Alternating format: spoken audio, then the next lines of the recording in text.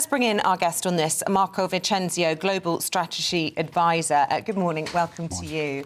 Good morning. This is a hark back to how things used to be in South Korea, isn't it? In the 1980s or before then, we were used to seeing these sort of military-based autocratic administrations. Suddenly, it seems as though it's going back in time. I mean, the last time martial law was declared was 1979. So you have to look at it within a historical context. This was a brash attempt to break a political deadlock.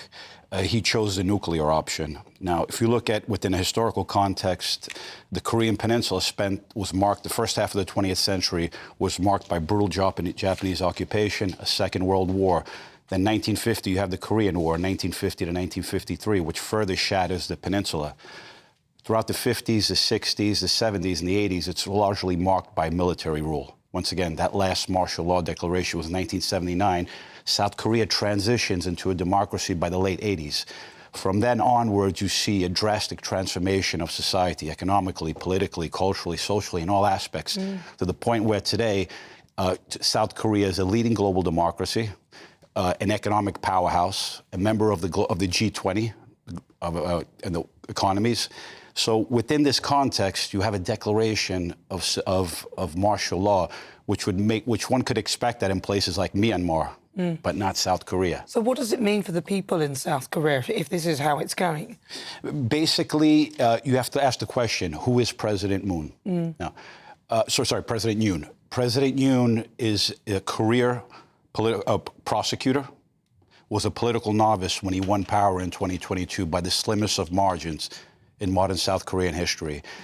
He basically, by 2024, 2 years later, when the legislative elections were held, his party, the People Powers Party, lost the election by a landslide. It's a one-chamber legislature, parliament, called the National Assembly.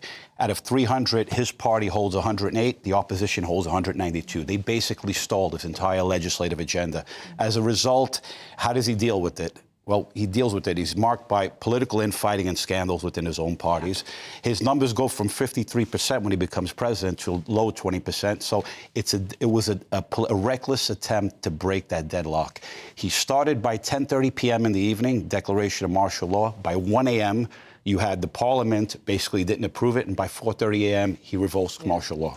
So people might be forgiven for waking up, turning on GB News this morning and saying, whilst this is interesting foreign news, why does this matter to me? Apart from the fact that there are, of course, British nationals living in South Korea, they are a key Western ally. And I suppose it's a reminder of how fragile democratic norms can be.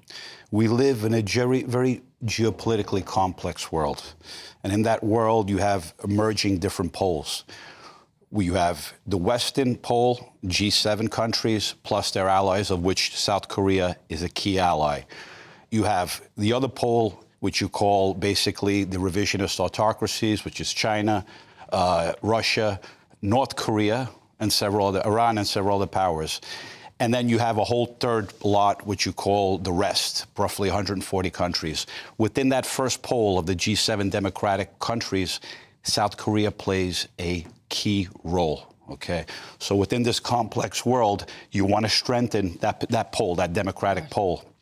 And within that democratic pole, you have North Korea and South Korea. They're on the front lines of this, we call a heating new Cold War, that's often as referred to. When your allies, when you have an important link within that chain getting weakened by something like this, that has implication for all the members.